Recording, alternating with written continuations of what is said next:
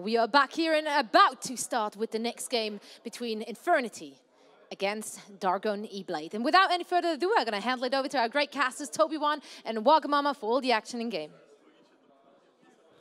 Thank you very much, Zoe. Yes, we're back here again. Myself, Toby1. And Wagamama. And we're here. And we have already started up the game, actually, and the draft has gone quite a bit. So let's get into it without further ado. Yeah, man. That's because Infernity versus DB. It is game number 2 of this best-of-3 series. Everything is single elimination, so you lose your best of 3, and you don't go home. You stay in the crowd, and you get to watch the awesome action live here in Katowice, Poland. Fun place to go. So, yeah, we have Infernity on the Dire side to start with. Radiant side will be the DB boys, and, well, I'm seeing some nice push synergy from the first 2 heroes of DB, where Infernity, all I'm looking for right now is an SD, and we've got the makings of possibly the best aggressive tri-lane. It could be, and they're already looking to go for something that has been so highly rated in this tournament, Visage. He was really strong in the first game between Mouse and Imaginary Gaming when they were playing, and in the second game they picked it even earlier, was still a really good pickup, and also in this matchup, in the previous game, it was banned out very early. And Alchemist also has a really strong nuke, so nice nuking combination there. Can really be dangerous for Enchantress with a low HP. I like the ban out from Victor right now. Takes out the DK.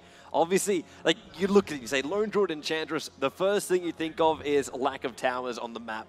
Yep. And that's because they will be taking them so damn quickly. They have the potential to do so.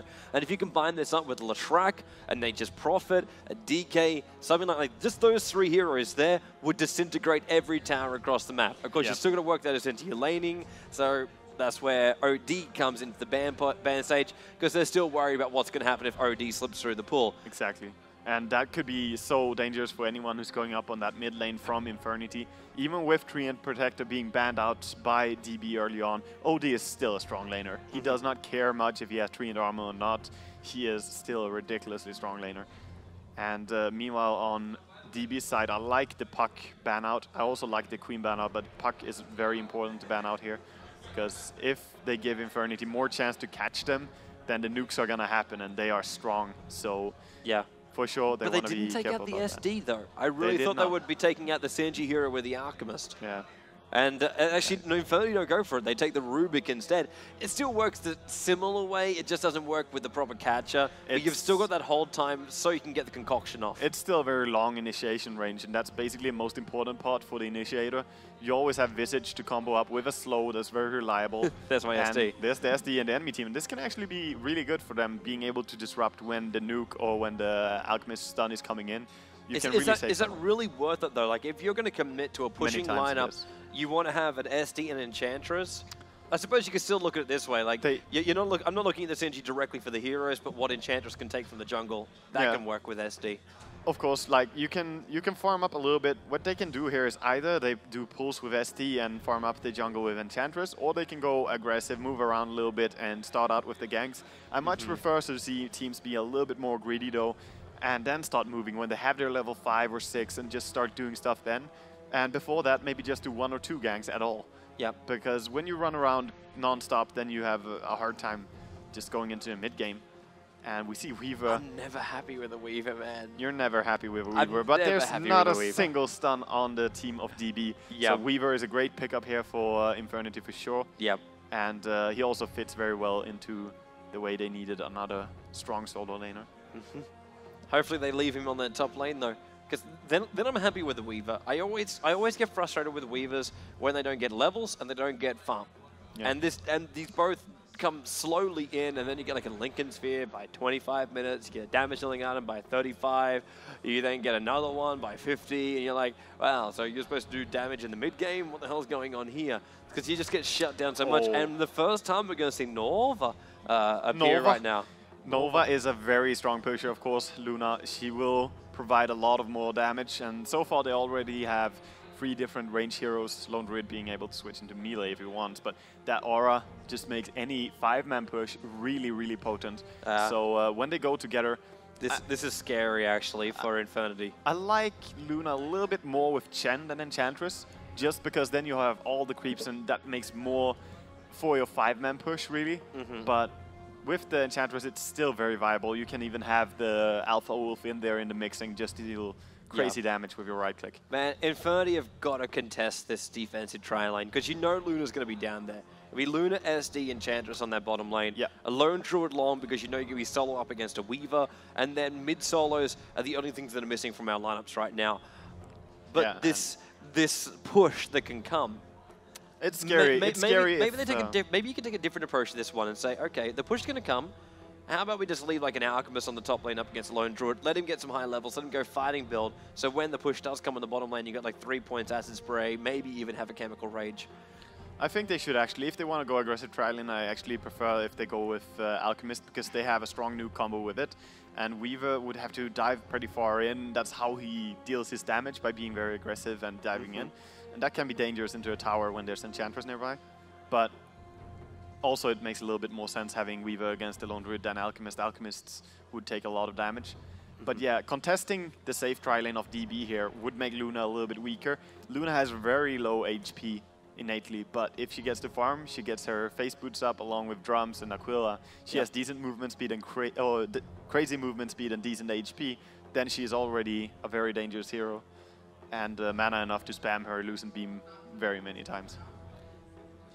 Well, Beastmaster the final bit now by Bucktop, so Maglev, last one you wish to remove as well before we head ourselves in to the mid solos. Yeah, Infernity a little bit disadvantage here on the last pick because they had to pick their mid hero first. Yeah. But they do have one trick they can always do, which is putting the Alchemist mid. It's always possible, but then more again, likely than not, DB could do the same kind of thing. They could run Luna in the middle lane if they wanted to. Exactly. It is an option, but we'll see what they pick up first here. If you pick both the Puck and the Queen are removed. Yeah, so who else would you really want to pick up in that middle lane? And OD. So many of the strong mid heroes, even the traditional DK mid, is removed. So they can go for something unorthodox here, and I would, if you ask me, I would probably want Infernity to pick something like a Night Stalker, but that's just my preference right in this game. It could be so good against Enchantress, ASD. These heroes don't do anything against Night Stalker, really. I'd like to see a Brewmaster, man. Seriously, I'd send that bear out and just take out some people. Like, that would be... It would really be dependent on who goes up against you in that middle lane. Storm and they go with a Storm, so we get a jumping hero. It's still very much along the lines we were thinking, because it's a hero that jumps in and starts the fight pretty much as a Night Stalker or Brewmaster would as well. You want to start the fight, and then you have Visage along with Rubik and Alchemist to just deal all the damage with their spells, and Weaver possibly chasing someone who's running away. Magnus will be the return pickup. Oh, interesting seeing a Magnus again. It's been a while since I actually saw him now.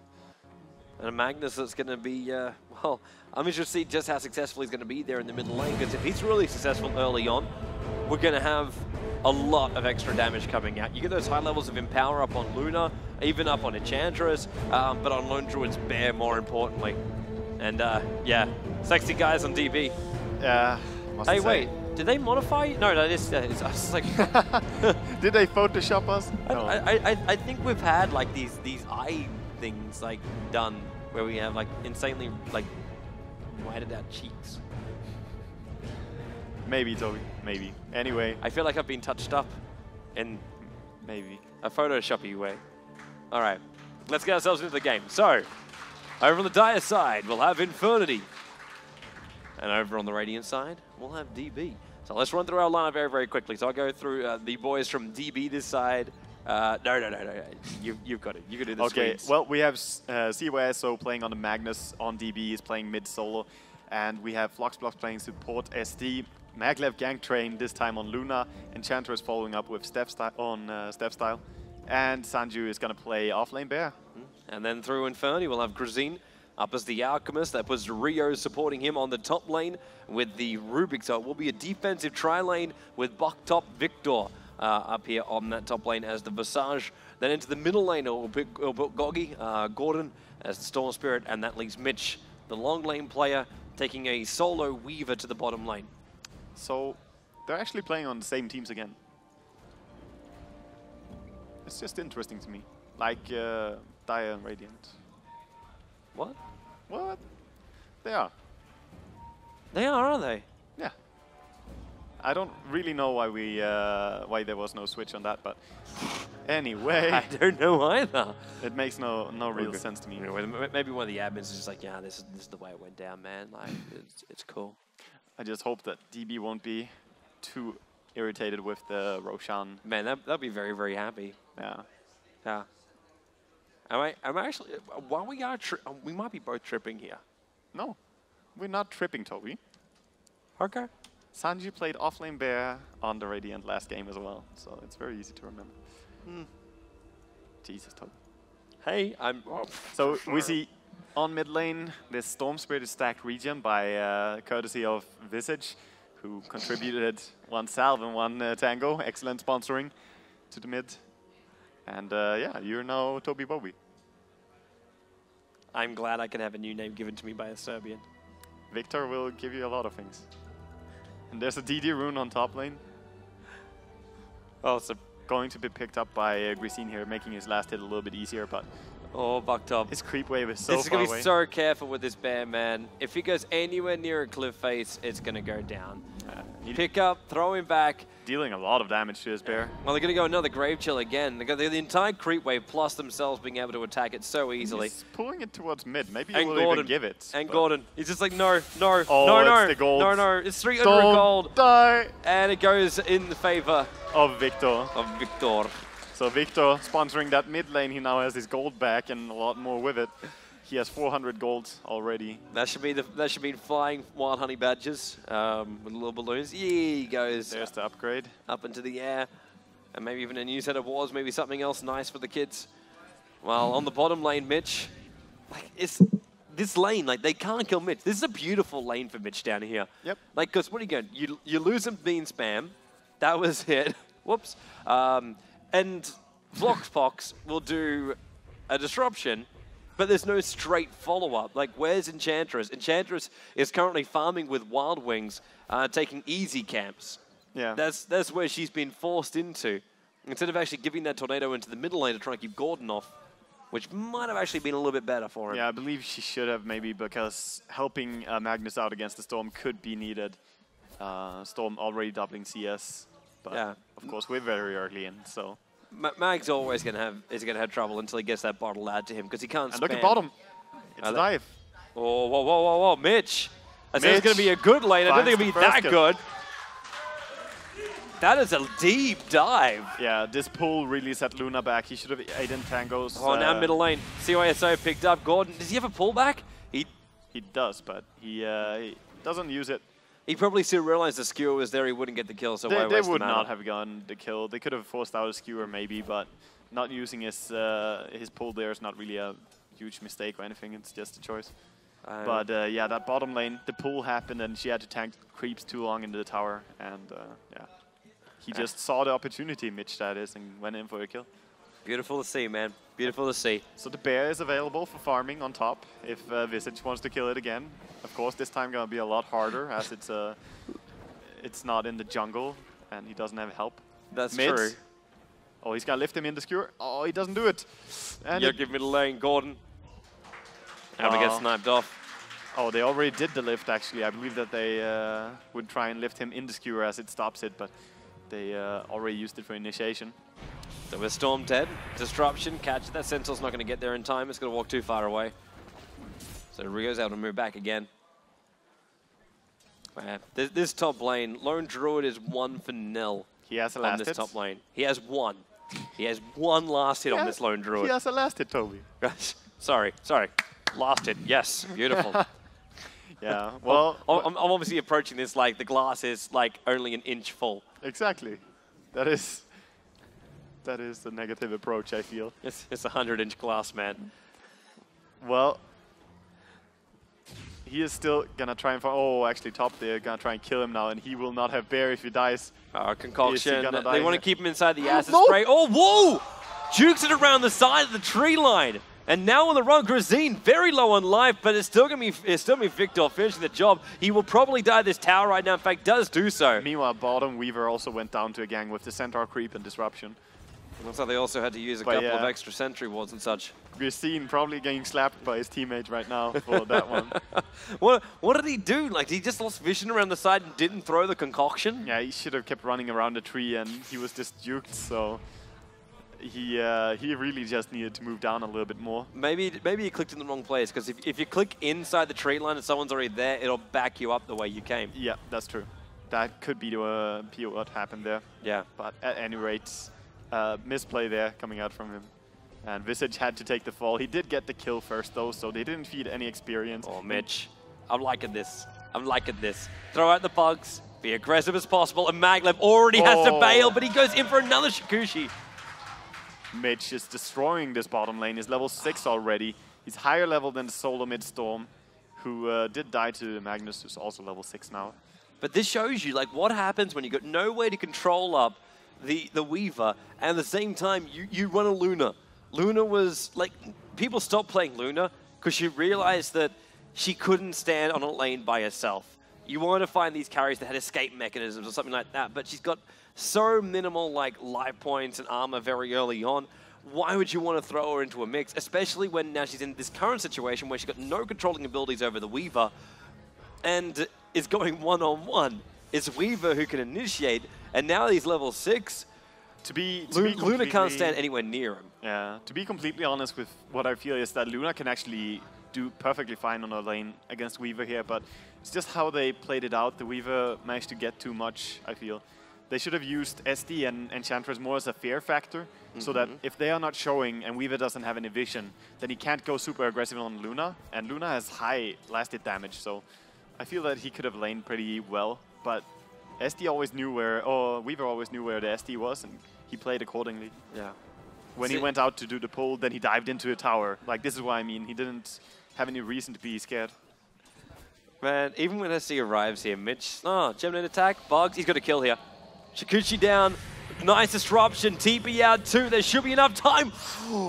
It flew, not enough damage. Mitch forced a time lapse, but because all the time which he spent inside the disruption means his time lapse didn't really do as much. Has to hide while Lone Druid dies on the top lane to the Alchemist. And now has CD on his bear for 55 seconds again. Oh, man. He is not having the game of his life. Last time he was much more fun. Even if he wants to abandon that top lane, he can't do so. Nice move from Mitch. He knows the Sentry Ward is still there. Because Shukushi, again, pops the one charge as quickly as possible. He's got support rotating in. It's actually a Storm on haste. Yeah, he's trying, but they're already in tower range. I'm not sure he wants to dive into this. Look at that belly bubble.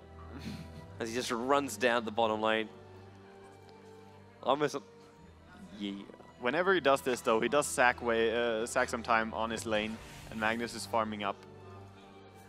Yeah, Magnus is getting a lot bigger. Magnus almost the same CS as Storm, even though he's 15 denies behind. Storm's going to arrive. Rubik, how are they going to go for the pull him in? And now a pick up from Rubik, drag him back, run to the other side, so he evades on the skewer, and then follows up. Nice RP, but Rubik still on the tail, able to get that kill. And Lone Druid gets his bear, but it's already too late. He has no boots on his bear, so he can't catch the mana-less Storm, and he actually has his bottle, so he gets out of that one safely. So they get RP down, get a kill on the Magnus in the middle lane, and it cost very little. Very little, just some time. Yeah, the haste rune on Storm is such a dangerous thing. You have to be careful about how fast he came back to that lane. It was definitely not ready for him coming back and didn't have wards to see it. So, because we also hit like that 7 minute mark when all your wards will time out. Exactly, because they have that duration and you place them instantly at the beginning. And we see Visage just farming up here, doing pulls. Pretty much how I prefer you should play the hero. If you don't want to contest lanes, just pull a lot with this hero. Get all that farm up. Oh, Gordon, get out of there. Has to jump fast when he's in that close. And Weaver, meanwhile, having a lot of fun with Luna on bottom. He's not being nice to her. If those bugs latch you, you even just think, I may as well dive because the tower's attacking on the bugs, so you should be all good. His CS is still not very high on the Weaver, but his XP is really, really high. What's his net worth in a comparison? If we want to take like everything else out, like net worth comparison, 2.5k up against a 1.9k. Exactly. So he is out farming him by the fact that he has 2 kills. and that is to his bonus, of course, and 2 deaths on Luna, that sets her back a lot. Not to mention, Luna's the one that's supposed to be keeping up with the Alchemist. She and is right now, not Alchemist, right no, you got Alchemist with 4 points, Greevil's Greed. Yeah, this is a greedy Alchemist with a lot of farm, and he's going a Battle Fury first, so he wants to farm. And Battle Fury first is actually very fast at farming. It's I still prefer, if you have a full safe lane and you know that you're not going to be fighting, I still prefer the Midas on Alchemist. Oh, Weaver. Trouble for him. Looks like he's already used his time lapse in the bottom lane.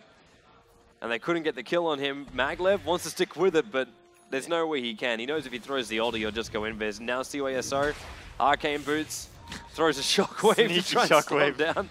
But the Familiars are up now. And CYSO's actually in a really bad position. Rio, he can get a pickup here. Drop him down. First Familiar's done nice skewer away. Stun was a little bit slow, else Visage was in position to keep chasing.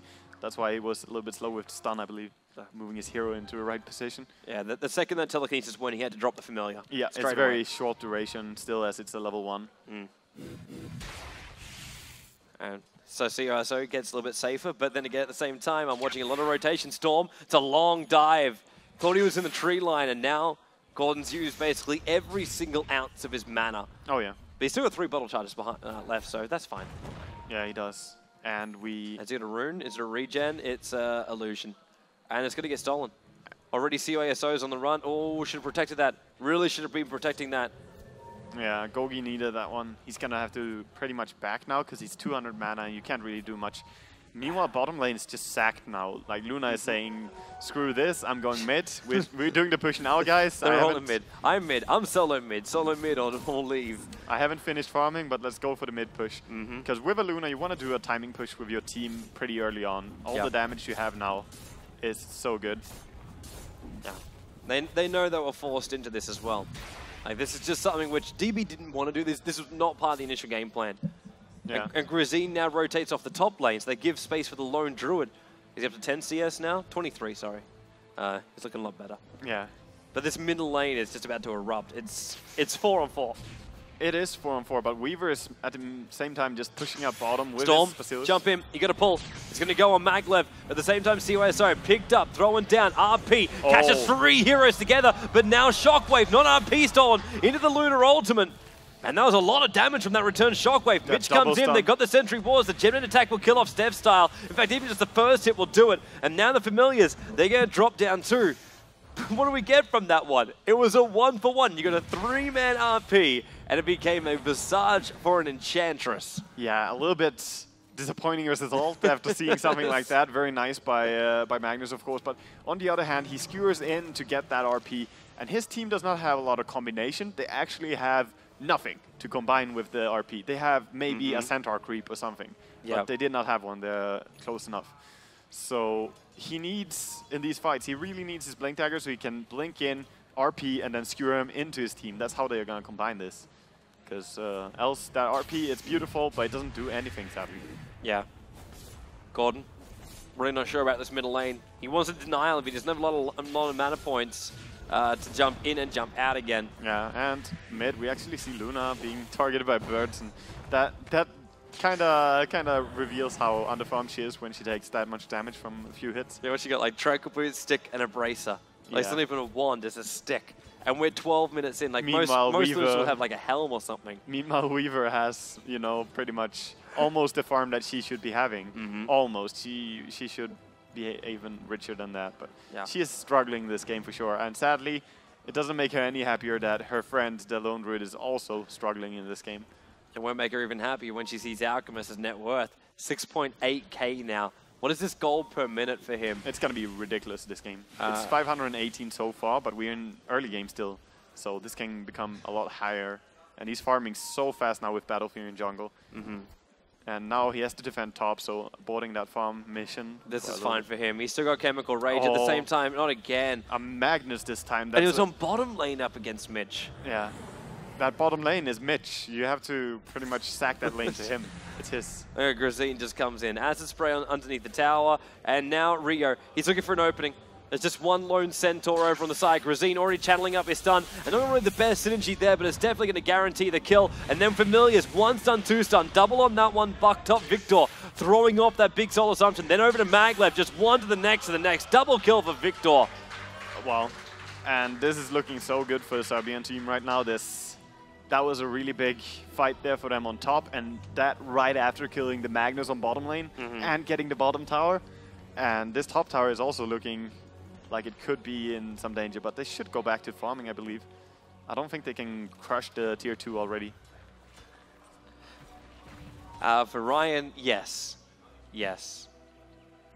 There is an O key for the drop down. Unfortunately, I can't show it because I put that into a different thing which we're using for our reviews later on. But if you want it, fantasy points is there. It's end of the world button. It's the end of the world. Yes. So we actually have Claymore picked up by Alchemist again, so indicating he should be going into a Shadowblade now, which is standard for any Alchemist really. Shadowblade has like over the last few months become such a traditional item. You just go it. Well, it's this beautiful initiation that you will always search for. Yeah, and making you more annoying to kill. Not always harder, just more annoying. Top lane. Grazine already channeling up, and he's going to look to throw that concoction. Victor, get out of his way so he can actually throw the damn thing. He couldn't get it off. And now, CYSO, if he skewers into an RP with that DD, he could consider it, but he doesn't have any empower level, so there's no AoE clearance. Exactly. And meanwhile, we see Infernity just playing very calmly here. They're pushing mid, meanwhile. Oh, these Spurs are being such a frustration. Lost one, though. Bucked up Victor. And I will forever say both of his names because I always get confused from two of them.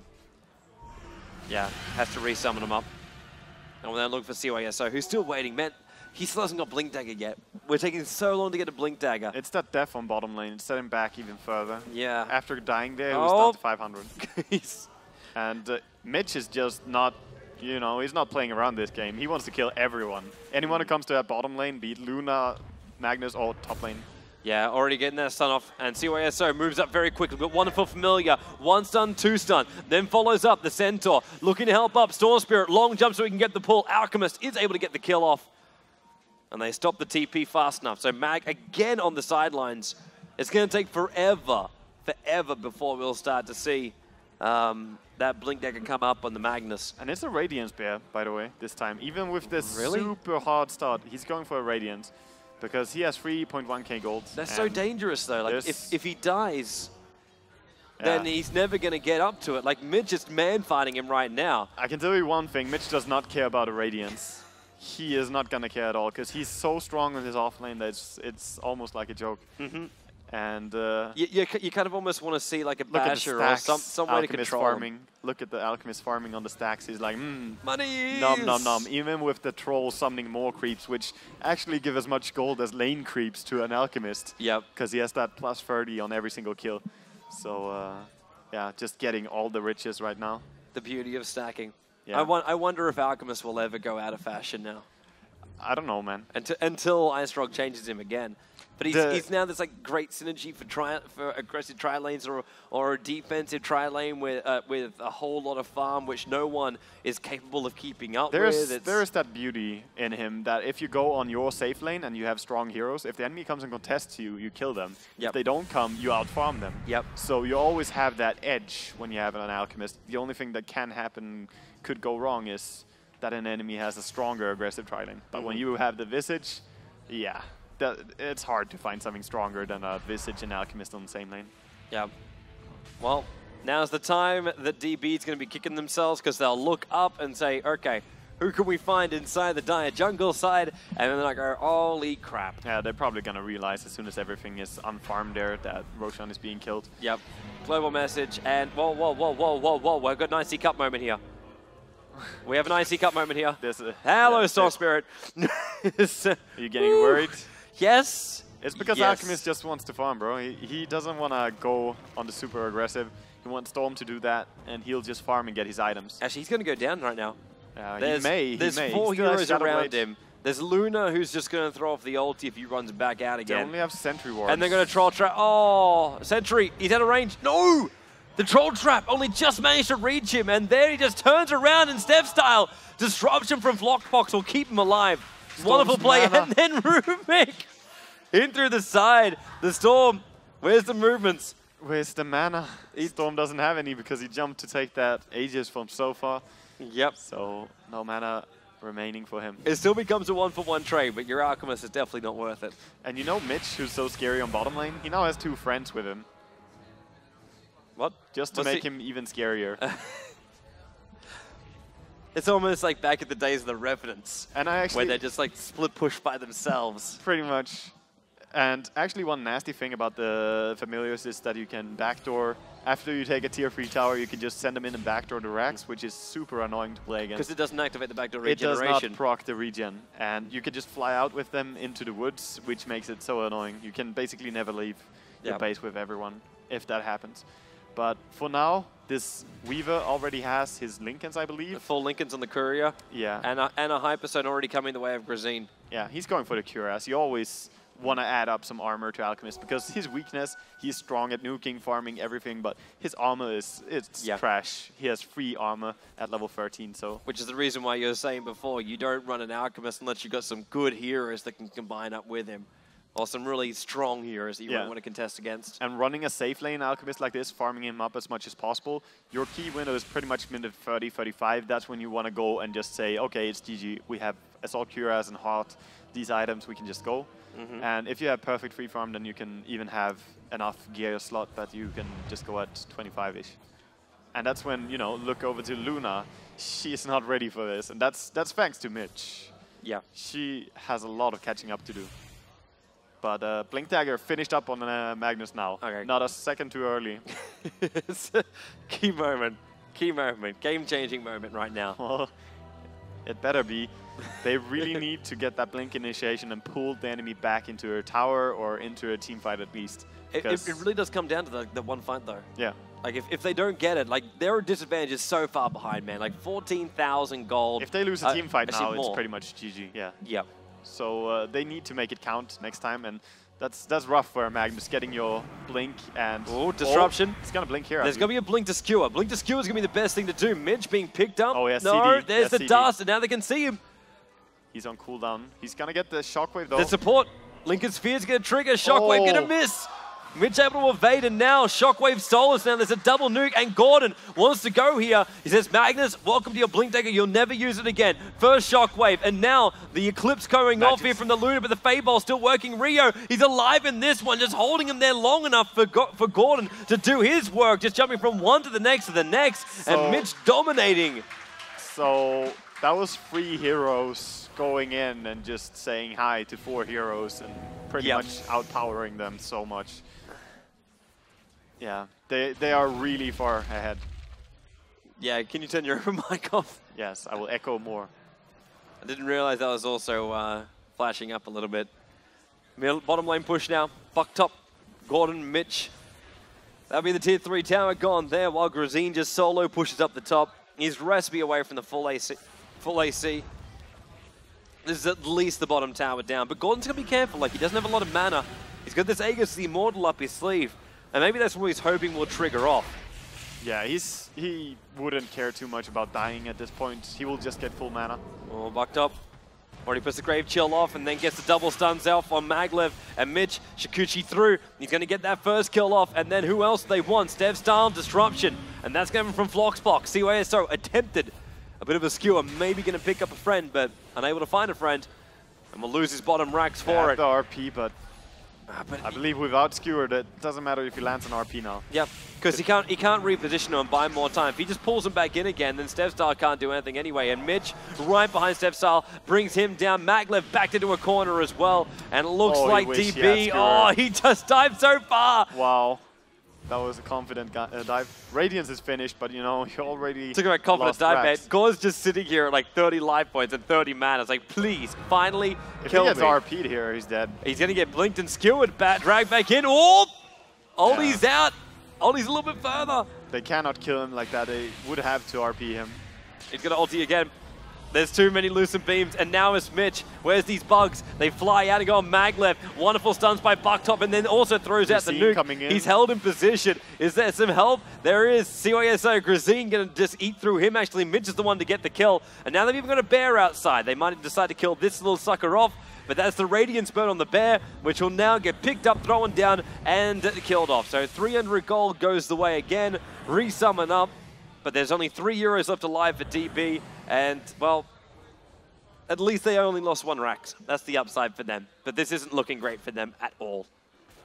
Yeah, there's not much to pray for at this point, really. The Assault QS is finished for the Radiant or the Dire, but they need to send back the chicken and pick it up because they just sent out their Hex to Storm.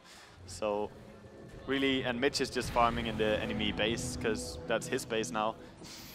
He really likes this bottom lane. It's like his safety area. And well, who's going to come down here and try and stop him? He's got his own Observer and Sentry. Didn't need anything else. Hearing a Storm initiation. Oh man, there goes the bear. Yeah, good luck split pushing with your Radiant when the enemy team is disfarmed. It's really hard. I mean, even the Medallion on it, just killing it off faster. That wasn't even a split push at the end of the day. That was yeah, I want to know where they are. And he doesn't have a bear for a minute now because of that.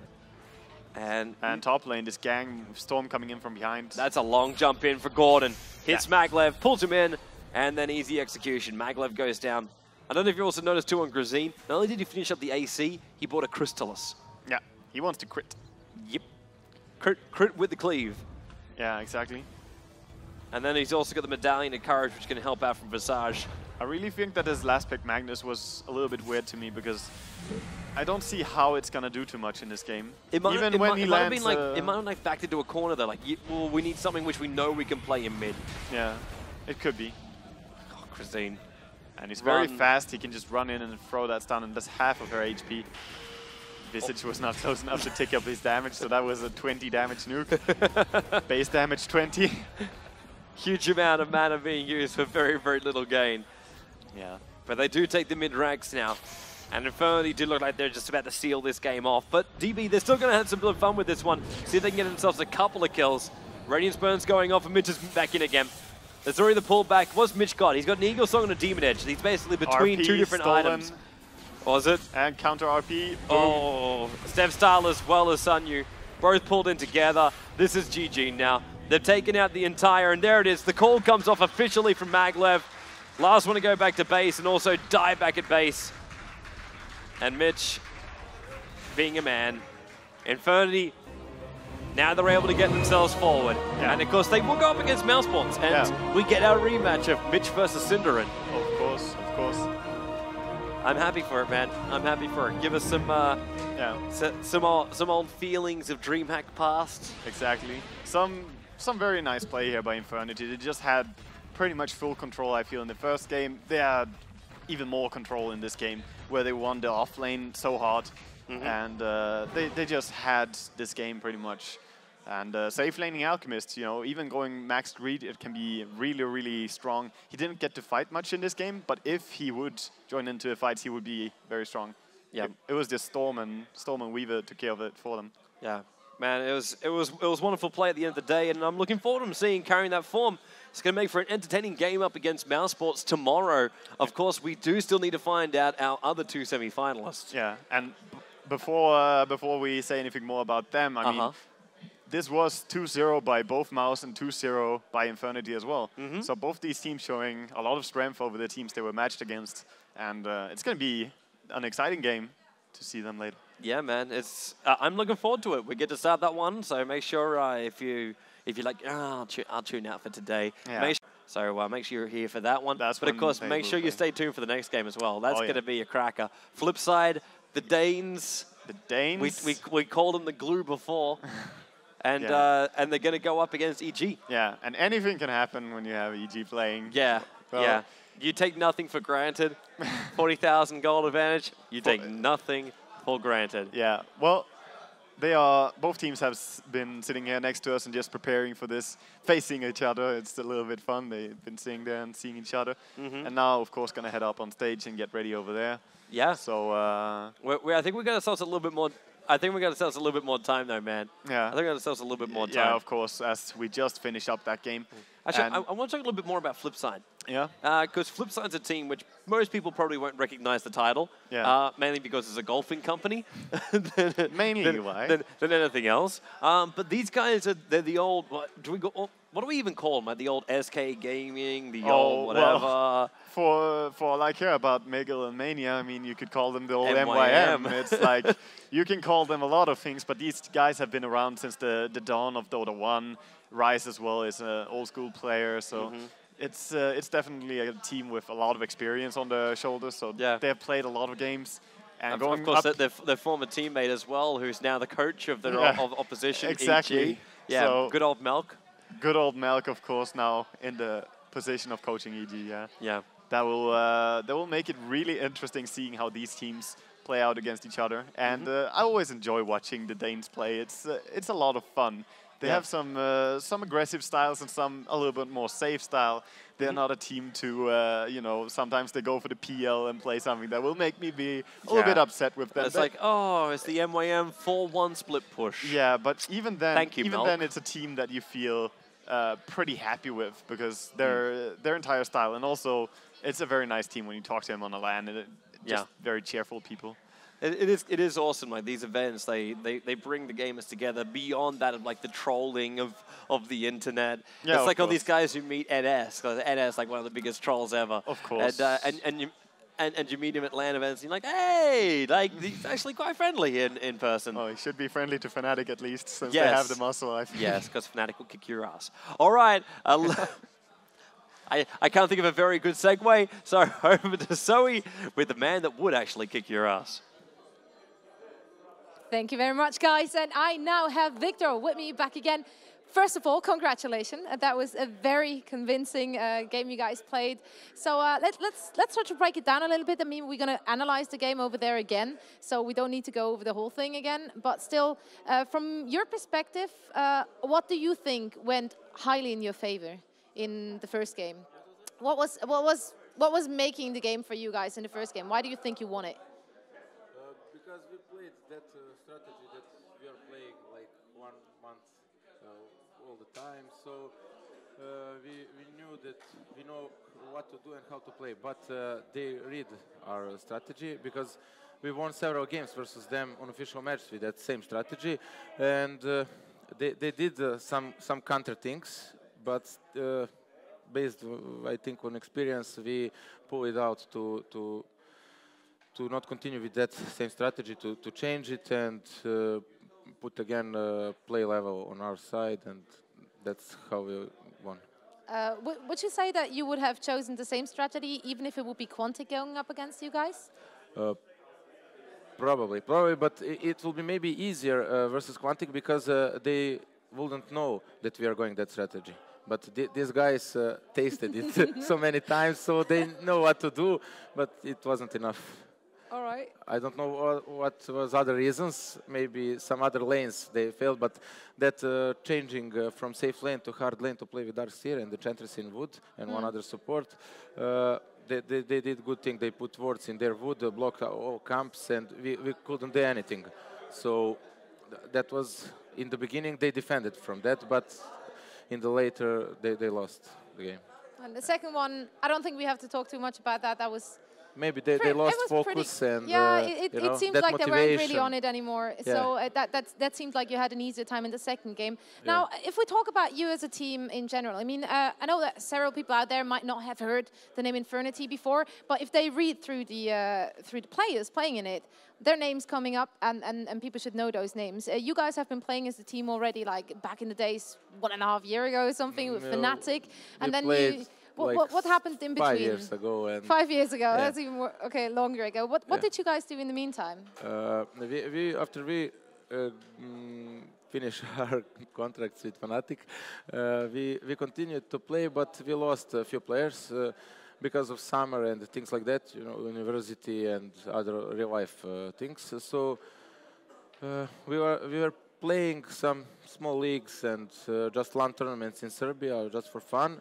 And when we got the opportunity to get some sponsors to stay behind us, because it's really important to be on a high level of Dota, then we started to play again competitively, and that sponsor is Infinity. So hello for Infinity, for sponsor. I mean Infinity's organization. And hello for sponsor Spire, and for Mike, our manager.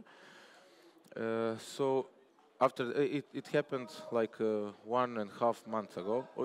No, it happened like 1 month ago. So we started to train more seriously. We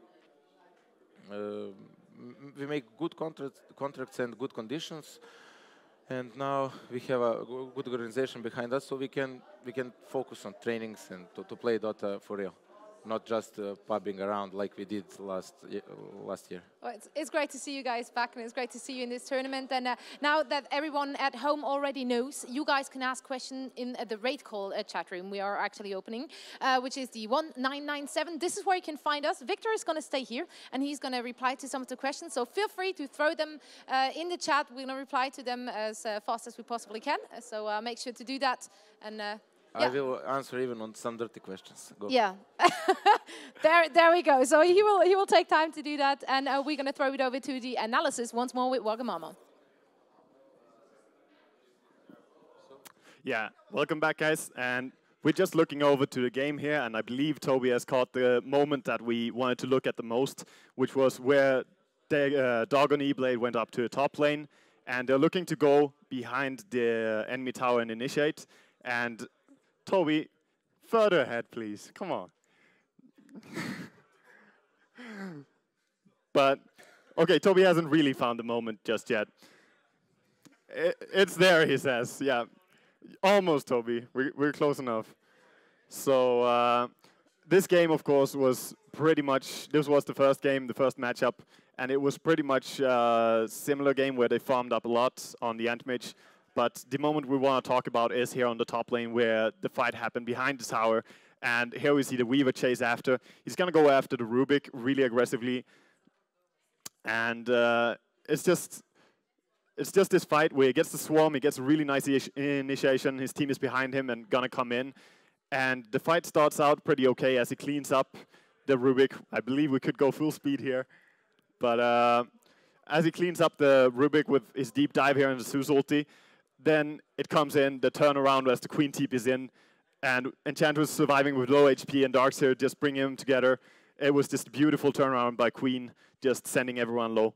So this is really where the fight, if you're playing against the Anti-Mage, a game like this, where you lose one fight, and the Anti-Mage, the Queen, and even Enchantress surviving, it can be devastating and really hard to recover from. Other than that, this game had really, really chaotic team fights. It was hard to follow as there was people going every single direction and covering the fight. Me and Toby pretty much had to look at two different ends of the screens as Weaver is chasing someone, Darkseer is chasing someone. But it was chaotic and it was beautiful, aggressive Dota, where the more aggressive team pretty much got out on top. So that's pretty much all we have to say about the first game. The second game, you just saw how it was played out, and we don't have anything really to analyze in that game, just clean fighting by Infernity. So that's it for now. We'll be back in a bit, guys, and we're going to head over to a commercial break.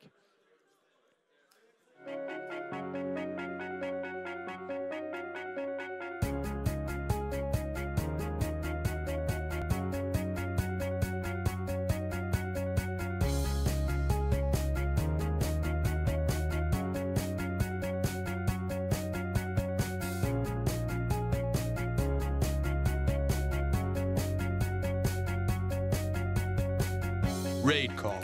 Communication for winners.